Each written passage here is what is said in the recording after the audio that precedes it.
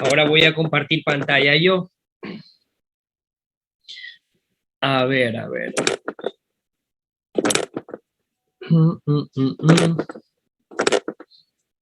Vamos a compartir pantalla. ¿Alcanzan a ver, chicos? Sí, doctor. Les agradecería mucho su participación, en el sentido que recién estoy en séptimo día del COVID y como que cuando hago mucho esfuerzo por hablar, me vienen los ataques de tos. Entonces, por favor, si les hago una pregunta, gentilmente respóndanme, ¿sí? Bueno, antes de entrar en este tema que me parece muy interesante, este tema pues de hipertensión endocranial, quien ahorita se pone eh, interesado en ver este tema, prácticamente pues va a tener las nociones básicas importantes y fundamentales para lo que es el manejo del paciente neurológico. Recordar pues que la mayoría de ustedes en algún momento, cuando ya se gradúen de médicos generales, algunos trabajarán como médicos residentes, incluso en las áreas de terapia intensiva o en las áreas de observación crítica, en donde pues tienen que aplicar generalmente en las noches, donde ustedes se quedan prácticamente a responsabilidad junto con los médicos del grupo de ciertos pacientes, incluso neurocríticos. Por eso es que es fundamental este tema. Pero antes de esto, quisiera partir un poco con cierta noción básica de lo que es la fisiopatología de la célula cerebral. En este caso, recordar algo acerca de ciertas características de la neurona, espérense un segundo, de la célula cerebral. Desde el punto de vista energético, chicos, quisiera recordarles que las células nerviosas obtienen su energía para su supervivencia principalmente por la oxidación de la glucosa, es decir, a través del famoso ciclo del ácido cítrico. Contrariamente a otras células de otros aparatos, las células nerviosas no están en grado de acumular azúcar. Es decir, no son capaces o no están en grado de acumular, no es que no son capaces, no están en grado de acumular la glucosa bajo la forma de glucógeno, que es lo que se exige para su supervivencia, ¿no? Es por esto que la célula nerviosa necesita de un ininterrumpido aporte de estos elementos a través de la sangre. ¿Ok? Como consecuencia de todo esto, es necesario que exista una constante concentración de azúcar en la sangre, independientemente del aporte externo de azúcar. Entonces, el organismo, gracias a una actividad integrada entre el sistema endocrino, hipotálamo, hipoficiario y los órganos como por ejemplo el páncreas, el hígado, las glándulas suprarrenales, están en grado de garantizar una estabilidad de la glicemia en la sangre. Mientras que las células nerviosas, a diferencia de todas estas otras células que les he mencionado, con excepción de los eritrocitos o también llamados glóbulos rojos, toman el azúcar directamente del torrente sanguíneo, incluso en ausencia de la insulina. ¿Me estoy explicando? Sí, alguien caritativamente por lo menos diga sí o no. Sí, Ok. doctor.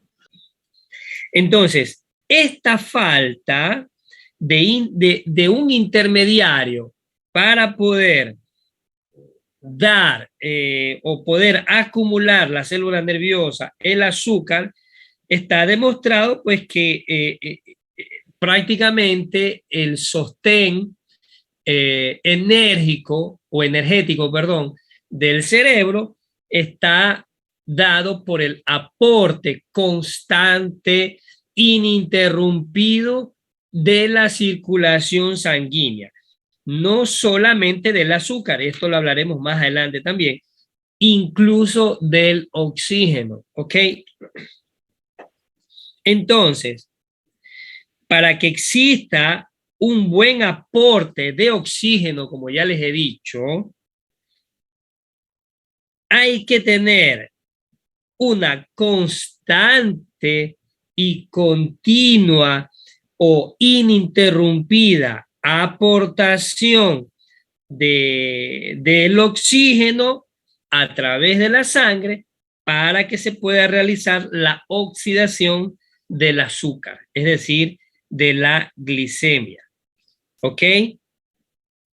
Entonces, las reservas de oxígeno en la sangre, las reservas de oxígeno en la sangre son necesarias incluso con la contribución externa, como por ejemplo, externa, como una contribución, ejemplo, una contribución externa. Alguien me da un ejemplo. Por ejemplo, veo aquí a Adriana Zambrano. Se la pongo más fácil la pregunta. Externamente, ¿cuál es el mecanismo que utilizamos nosotros los seres humanos? Externamente, ¿cuál es el mecanismo que utilizamos nosotros los seres humanos para poder aportar con el oxígeno a la sangre?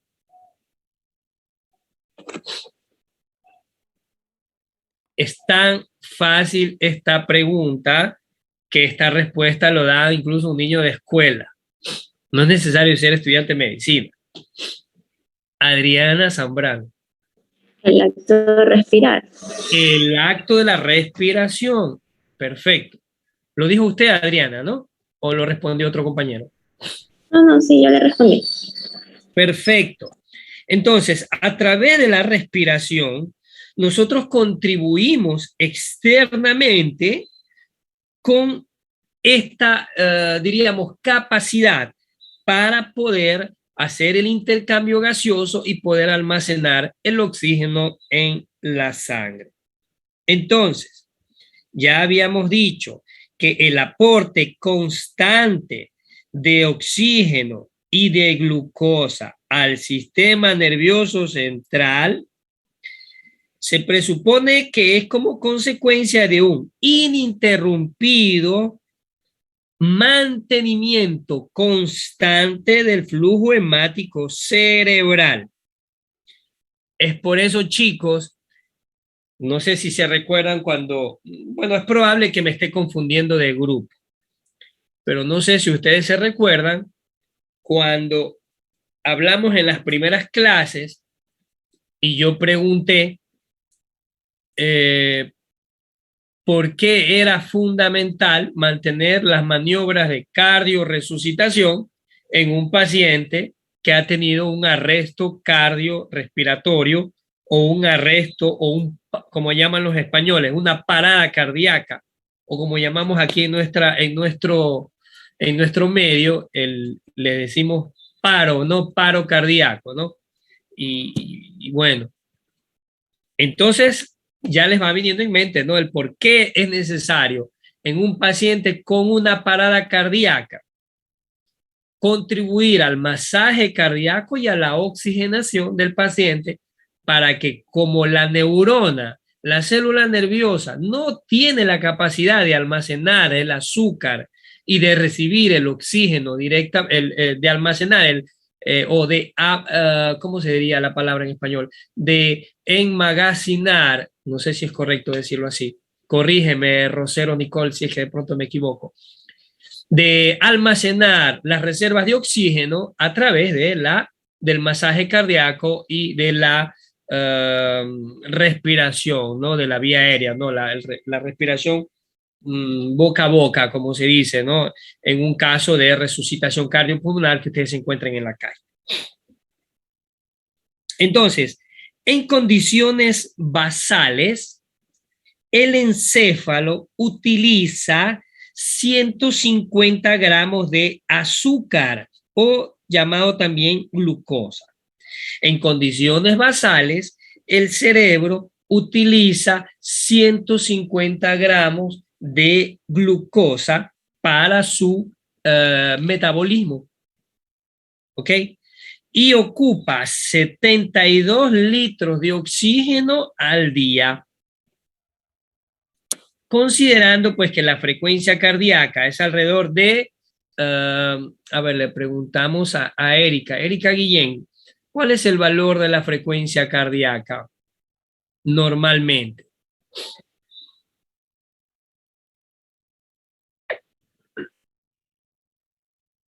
Erika,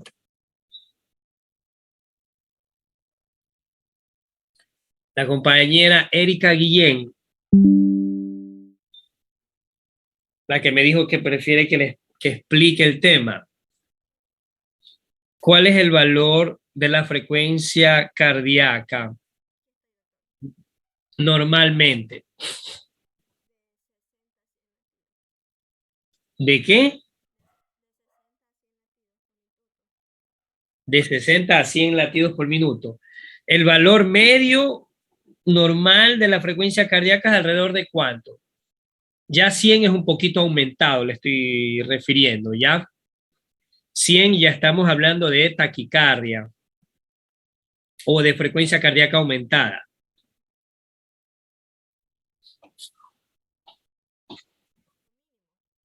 Y Elena Tomalá, ¿cuál es la frecuencia cardíaca media? 70 latidos por minuto, ¿no? 70 latidos por minuto.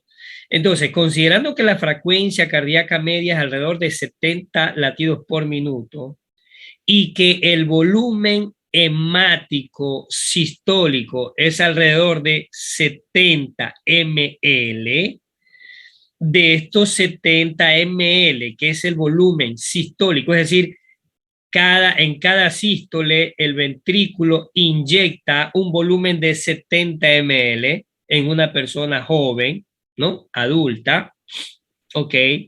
De estos 70 ml, 10 a 15 ml van al encéfalo. De estos 70 ml de volumen sistólico, de 10 a 15 ml deben ir al encéfalo. Entonces, se deduce que al encéfalo o al cerebro llegan aproximadamente de 700 a 1000 ml de sangre cada minuto. Entonces, deducimos que al encéfalo llegan alrededor de entre 700 a 1000 ml de sangre cada minuto. Por eso es que alrededor de 1500 gramos es el peso del encéfalo. ¿Ok? Ok. Entonces, una vez que ya hemos entendido un poquito acerca de lo que es la fisiopatología respecto al sostén energético que requiere la célula nerviosa, quisiera pues entrar ya en el discurso del síndrome de hipertensión endocranial. ¿Ok? Entonces, el síndrome de hipertensión endocranial, como ya han explicado los compañeros, yo solamente voy a hacer un resumen breve, práctico, diríamos, de aquello que probablemente no se pudo entender ahora en esta exposición, que a mí me pareció clara, pero probablemente a algún compañero no le quedó claro, ¿no?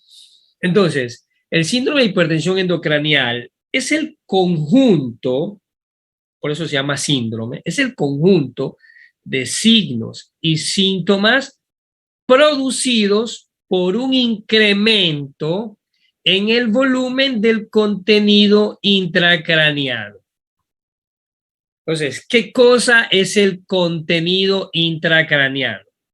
Todos tenemos una cabeza, ¿no?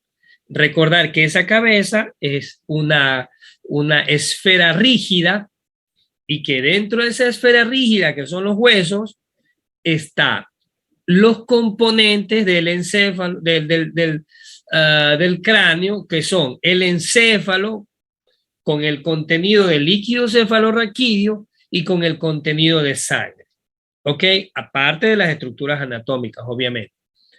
Entonces, para entender un poco la fisiopatología de lo que estamos hablando,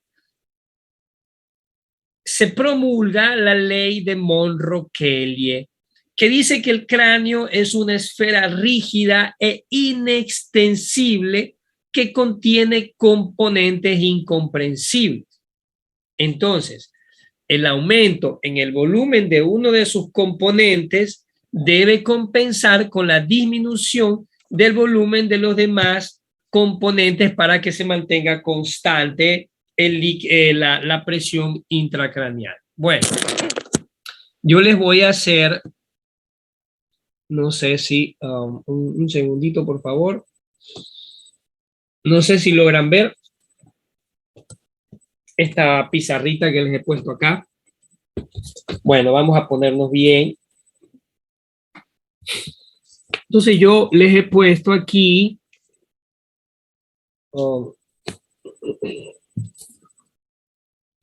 para entender un poquito que imaginemos que esto es el cráneo que contiene el encéfalo y que contiene el líquido cefalorraquídeo y aparte de eso las arterias que suministran el aporte vascular o el aporte hemático. Entonces Monro-Kellie habla de una ley que dice que el cráneo es una esfera rígida e inextensible. Estamos hablando obviamente de un cráneo rígido, ¿no? Estamos hablando de una estructura ósea inextensible, refiere Monro-Kellie, ¿ok? Entonces, ¿qué es lo que se refiere Monro-Kellie? Que dice que el cráneo es una esfera rígida e inextensible que contiene en su contenido, es decir, en ese continente, hay unos contenidos de los cuales lo vamos a descifrar de esta manera. El cerebro ocuparía un 85%. Lo estamos hablando empíricamente. El cerebro ocuparía un 85%. El líquido cefalorraquídeo ocuparía un 10%. A estos dos sumados ya estamos en ¿cuánto? 85 más 10. 95. 95, ¿no? Y la sangre ocuparía alrededor de un 5%. Sumados estos tres componentes hacen un 100%. Hasta aquí estamos. Ok. Perfecto. Pero ¿qué pasa si a esos componentes, a uno de ellos, aumenta por una cuestión patológica? Significa que si uno de ellos aumenta su porcentaje, los otros deben de disminuir sus porcentajes para mantener en constante lo que se llama PIC, lo que se llama la presión intracraneal. Es decir, supongamos este ejemplo. Hay un paciente que tiene una hemorragia cerebral en el lóbulo frontal. Entonces, este encéfalo de 85% probablemente pase a un 90%. Imaginemos. Es decir, De un 85% pasa a un 90%. Entonces mi pregunta es, chicos, ¿qué va a pasar con los otros porcentajes?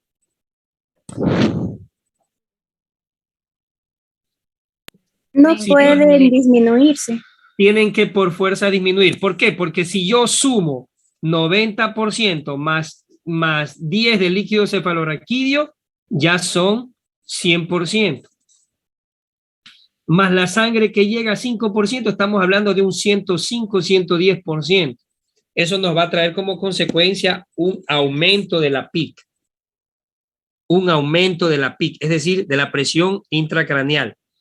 Entonces, ¿qué tiene que hacer la madre naturaleza? Bajar los demás porcentajes. Entonces, si el cerebro ocupa un 90%, el encéfalo, ¿por qué? Porque se sumó esta sangre y esta sangre está dentro del parénquima. Entonces, ¿qué va a hacer el líquido cefalorraquídeo? Va a bajar de 10, probablemente vaya a bajar a un 5%. Ahí ya tenemos 95. Y la sangre probablemente baje a un 2%. ¿Sí? ¿Y cómo me doy cuenta que está pasando esto desde el punto de vista clínico? ¿Cómo me doy cuenta que está pasando desde el punto de vista clínico? Entonces, supongamos, amore, no, estoy haciendo lecciones. Ya, supongamos que llega un paciente a la emergencia con pérdida del conocimiento, estuvo en su casa y de un momento a otro tuvo una pérdida del conocimiento, improvisa previo a cefalea. Llega a la emergencia con una desviación de la mirada hacia el lado derecho. Una desviación de la mirada hacia el lado derecho y en coma. Ok. Entonces, yo tengo la alta sospecha de que este paciente está llegando con un síndrome de hipertensión endocranial por, obviamente, probablemente, si como está, llega a la emergencia con un Glasgow de 8, no va a estar contactable. No lo puedo interrogar, pero los familiares me van a dar una información importante. Me van a decir, doctor, el paciente estuvo cenando, mi papá es hipertenso, es diabético, casi él no le gusta tomar las pastillas para la presión. Y bueno, entonces el paciente llega con estos síntomas, en casa ha vomitado, ha presentado una crisis convulsiva. Yo ya estoy pensando que si ha vomitado, ha tenido un síndrome de hipertensión endocranial por descompensación inicial. ¿Ok? Entonces, al llegar, este paciente va a tener una presión arterial sistólica de aproximadamente 250 milímetros de mercurio. Entonces, mi pregunta es, Lilibet Ferrín,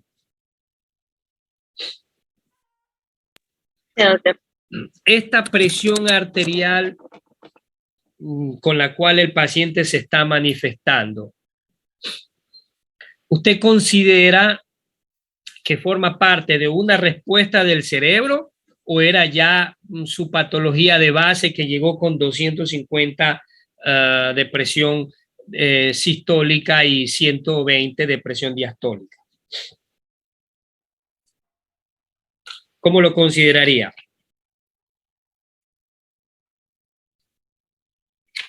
Que es parte del cuadro. Como que es parte del cuadro. ¿Qué significa? No me respondió lo que yo quería. O sea, de la patología, de la parte del síndrome de la hipertensión endocranial.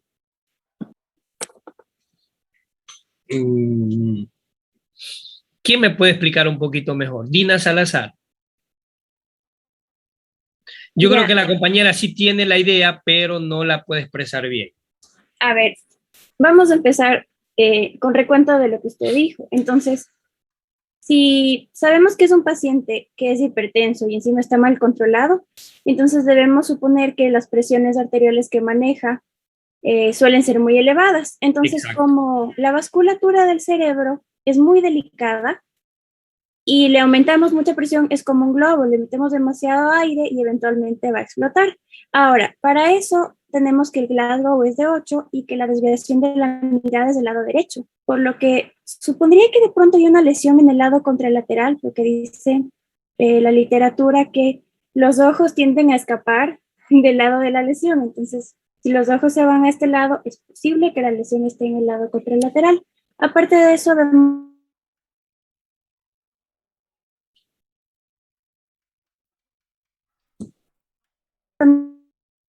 que ya hay una lesión cerebral que podría ser reversible, vómito y la presión sistólica de 250. Entonces sí me daría como que una posible, me daría como que a entender que es muy posible que una de las paredes vasculares del cerebro se rompió. Entonces es posible que tenga también hipertensión intracraneana porque acaba de aumentar la cantidad de líquido en su cerebro. Entonces, como decía la ley de fisiopatología de Monroe Kelly, como es un círculo cerrado, no hay en dónde más meter nada más y tenemos una arteria rota. Entonces, básicamente. Bueno, visto que nos queda poquísimo tiempo, quiero concluir quiero aprovechar mejor esto. La ley de Monroe Kelly dice que el cráneo es una esfera rígida e inextensible, ¿no? En este continente hay un contenido. ¿Y cuáles son los contenidos? Tenemos el encéfalo, el líquido cefalorraquídeo que está en el sistema ventricular y el espacio subaracnoideo, y además el aporte hemático a través de las arterias.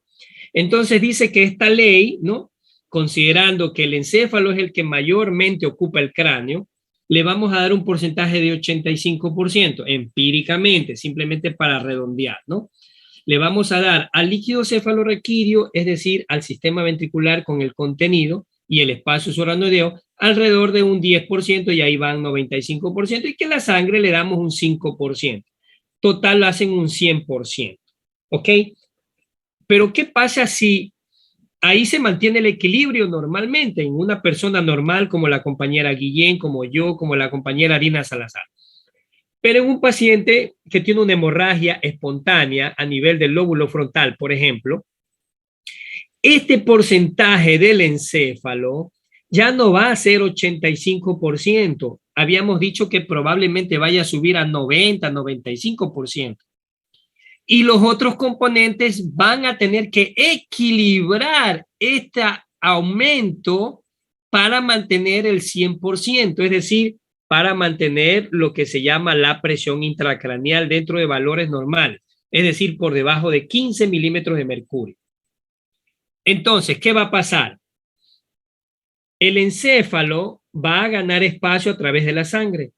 El líquido cefalorraquídeo va a tener que disminuir su porcentaje mandando el líquido cefalorraquídeo a las cisternas lumbares de la columna vertebral.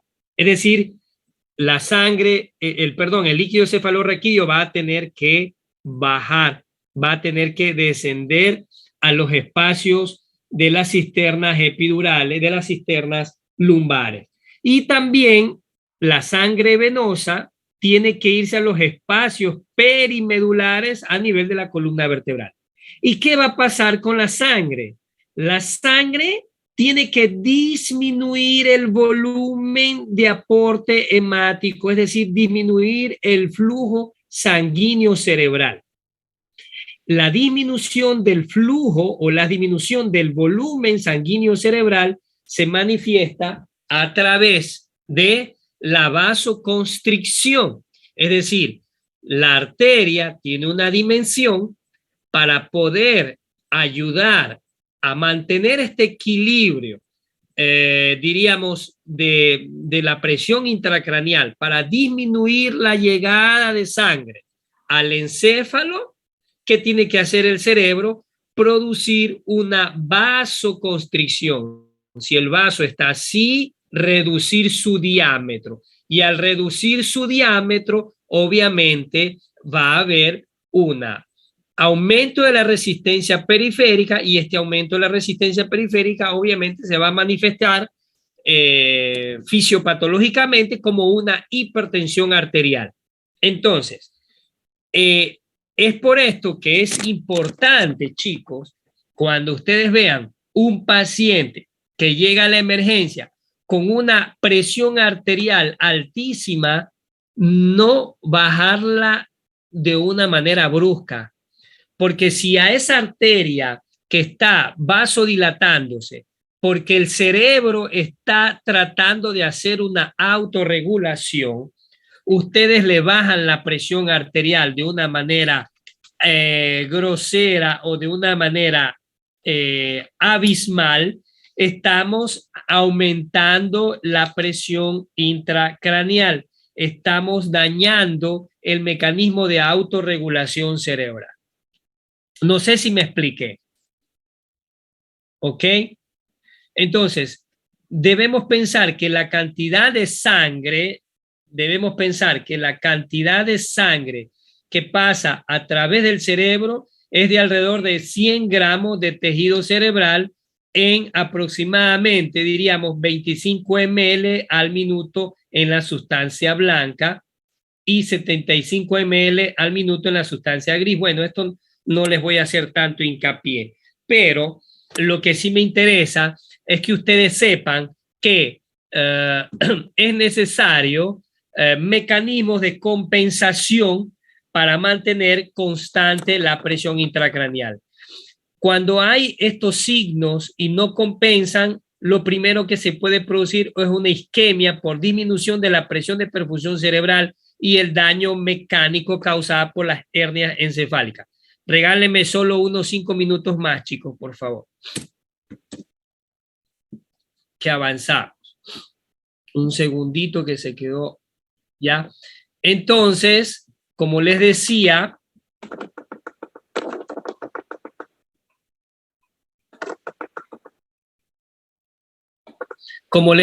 chicos, el aumento del volumen intracraneano puede ser por un aumento del tejido cerebral, como por ejemplo en este paciente que ha tenido un accidente, ¿no? Aquí si ven lo que la gente vulgarmente llaman el chichón en esta diapositiva, en esta tomografía, esto se llama hematoma subgaleal. Significa que este paciente probablemente primero sangró y luego se cayó, porque ustedes saben que si alguien sangra puede perder la conciencia y caerse. O probablemente se cayó y sangró, ¿ok? O también puede haber un aumento del volumen intracraneano, del aumento del volumen de la presión intracraneal por un aumento del líquido cefalorraquídeo, como en el caso de las hidrocefalias, ¿no?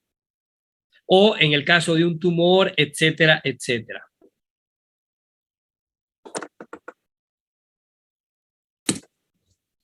Ok, habíamos mencionado nosotros, chicos, que los mecanismos de compensación son mecanismos rápidos. La sangre y el líquido cefalorraquídeo se desplazan hacia el sistema venoso epidural y al espacio subaracnoideo perimedular, es decir, a nivel de la columna vertebral. Ambos poseen una gran capacidad para distenderse y alojar el nuevo volumen. El tejido cerebral se desplaza hacia los espacios previamente ocupados por líquido cefalorraquídeo. Es por eso cuando ustedes de pronto, si ya han tenido la curiosidad de revisar, por ejemplo, una tomografía, el informe, no sé si alguien ha leído que dice colapso del ventrículo. Eso significa que el cerebro trató de entrar en ese espacio ventricular para ocupar y mejorar ese porcentaje del cual está en extremo. Es decir, si un cerebro que ocupa el 85% pasa a 95%, él va a querer ocupar espacios, va a querer ocupar lugares vacíos, o bueno, no tanto vacíos, por ejemplo, lugares donde él pueda entrar. Hablemos del agujero de Magno, el agujero magno, hablemos de las cisuras, de las cisuras que nosotros encontramos a nivel cerebral o a nivel subaracnoideo, ¿no? Pero una vez agotados los mecanismos de compensación, se alcanza un valor crítico en el cual pequeñas variaciones pueden generar grandes cambios de presión. Es decir, una persona que tiene un accidente de tránsito, por ejemplo, iba manejando una moto, se cayó de la moto, se golpeó contra el pavimento, no andaba con casco, probablemente tuvo un pequeño golpe, pero ese golpe fracturó el hueso parietal y por ende se lesionó la arteria meningia media. Llegaron los paramédicos, lo llevaron al hospital. Durante el transcurso del viaje en la ambulancia, él todavía iba conversando, incluso llega a la emergencia todavía despierto. Es decir, sangró, pero su mecanismo de compensación trató de regular a través de la sangre, a través del líquido cefalorraquídeo. Pero esos mecanismos llegan a un punto en que esa fractura y esa arteria meningia media sigue sangrando, sigue sangrando, sigue sangrando, llega a haber un acumulado de sangre que va superando la compensación hasta que el paciente ya no da más y el paciente cae su estado de alerta. Es decir, un paciente que empeora y entra en coma, ¿verdad? Entonces, esto es lo que podríamos decir respecto a la compensación. En cambio, por ejemplo, alguien que tenga un tumor pequeñito, que va creciendo como el tamaño de una cabeza de alfiler, luego crece del tamaño de una lenteja, luego de una arveja, luego de un frejo, luego de una haba, es probablemente un paciente que vaya tolerando bien estos mecanismos, ¿no? Entonces, las hernias encefálicas son desplazamientos patológicos del encéfalo a través de los tabiques durales. Hablemos de la hoz del cerebro, ¿sí? La hoz del cerebro, que es una estructura dural, que prácticamente este tabique divide los dos hemisferios, el derecho y el izquierdo, pero en su borde inferior, que es libre, está el cíngulo. Entonces, cuando el tejido cerebral, por ejemplo, hay en este caso un sangrado, ¿no? Esto es la hoz del cerebro. Hay un sangrado aquí y esto está desplazando el cerebro a través de la falce o de la hoz del cerebro, también llamado falx. Esta herniación, es decir, el tejido cerebral que pasa por debajo del tabique que se llama hoz del cerebro, se va a llamar hernia subfalcial, es decir, por debajo de la falce o por debajo de la hoz del cerebro, ¿no? Las hernias transtentoriales, ¿no? Es decir, las que entran por debajo, a través del agujero donde está el agujero de Pacchioni, donde va el techo del cerebelo, o las hernias amigdalinas o transforaminales, que es, como habíamos dicho, el tejido nervioso que trata de escapar a través de agujeros, como el agujero macro, ¿no? Bueno, y como les decía, chicos, no sé si tienen alguna pregunta eventualmente de lo que los compañeros hablaron un poquito, expusieron. Yo les voy de todas maneras a subir estas diapositivas, como que me dejo de llamar doctor Pesante, para que ustedes las tengan como libro de consulta, o bueno, como folletos de consulta para el examen venidero.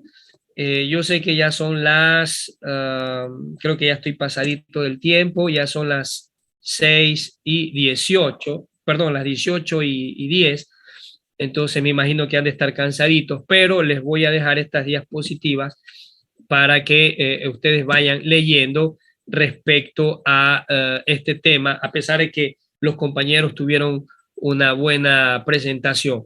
Pero los mecanismos que cuando un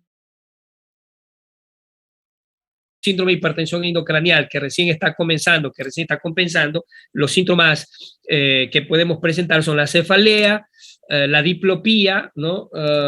Obviamente por estiramiento del cesto paracranial, que es uno de los nervios más largos que encontramos a nivel del tronco cerebral, ¿no? Entonces, la diplopía, que significa pues ver doble. Y bueno, chicos, les voy dejando estos temas para que lean. Lamento mucho, desgraciadamente, cuando comencé con el COVID, los primeros síntomas que comencé, pude darles al otro grupo este tema, pero ya ustedes no, porque ya comenzó esta tormenta inflamatoria que es de escalofríos, malestar general y la garganta que no se puede hablar, así es que de ley tuve que interrumpir la clase. Entonces, encarecidamente, para la próxima clase vamos a tocar el tema de hidrocefalia, ¿Por qué es importante que lean este tema, sobre todo de la hipertensión endocranial? Porque si ustedes aprenden sobre todo esto de la ley de Monroe-Kelly, es muy importante, no solamente para el manejo de la hidrocefalia, sino también para el manejo del paciente con el traumatismo craneoencefálico, para el paciente con la hemorragia subaranoidea, para el paciente con el hematoma intraparenquimal, para el paciente con el edema cerebral, o sea, es importante para que ustedes puedan hacer un buen manejo. Como decía el compañero, pues respecto al tratamiento, vamos a hacerlo rápido. A ver, veamos si por lo menos vemos solamente esto. ¿Por qué es importante en el tratamiento? Mencionaba el compañero, intubar para mantener la vía aérea permeable, pero sobre todo, chicos, relajar y sedar a este paciente, ¿no? No lo podemos hacer un paciente despierto. Imagínense que a ustedes lo vayan a intubar así despierto, debe ser una tortura terrible, ¿no? Entonces, la intubación previo, el paciente debe estar sedado y relajado. Mantener la cabecera a 30 grados.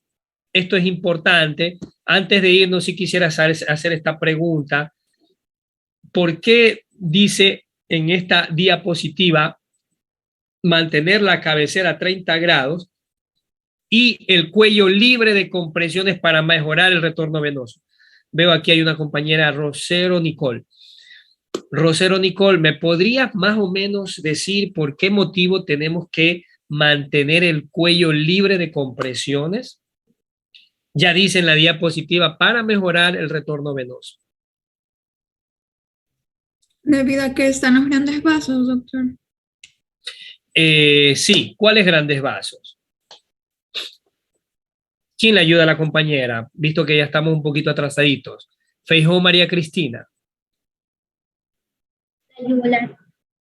Exacto, porque están las venas yugulares, ¿no? Y las venas yugulares son prácticamente aquellas que recogen la sangre venosa que drena del cerebro. Recuerden que todos los senos, seno venoso longitudinal superior, seno sigmoideo, seno recto, van a desembocar todos estos senos a nivel del golfo de la vena yugular y luego a través de la vena yugular interna, pues va a descargar el encéfalo. Entonces, si nosotros mantenemos un cuello, sobre todo en nuestro medio que desgraciadamente intubamos a los pacientes y luego a veces por ciertas situaciones económicas no tenemos cómo fijar con medidas adecuadas, sino que cogemos una gasa y hacemos una especie de trapo y amarramos el tubo endotraqueal y lo amarramos por acá por el cuello y justamente donde está la vena yugular le apretamos fuerte y le hacemos el nudo, ¿no? Para que no se salga el tubo. Recordar este dato importante, si nosotros comprimimos esas venas yugulares, estamos haciendo que empeore el retorno venoso. Y al empeorar el retorno venoso, estamos empeorando la presión intracraneal, porque el cerebro no está drenando, no está teniendo un buen retorno venoso. No sé si me explico, chicos.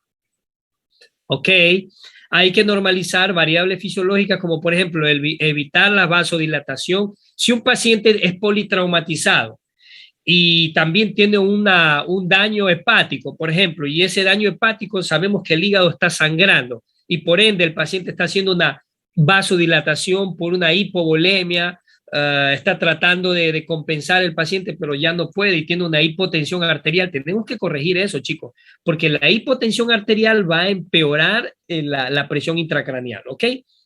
Mantener la glicemia por debajo de los valores de 150. Es preferible tenerlo en 126 miligramos por decilitro. Eso es lo correcto. ¿Para qué? Para evitar pues la hiperglicemia, es decir, evitar la acidosis láctica intracerebral. Es por esto que si a alguien se le ocurre, dice, bueno, en el paciente con una injuria cerebral le voy a pasar una glucosa al 10%, al 30% o al 5%, recuérdense de este factor, es mejor evitar este tipo de soluciones, ¿ok?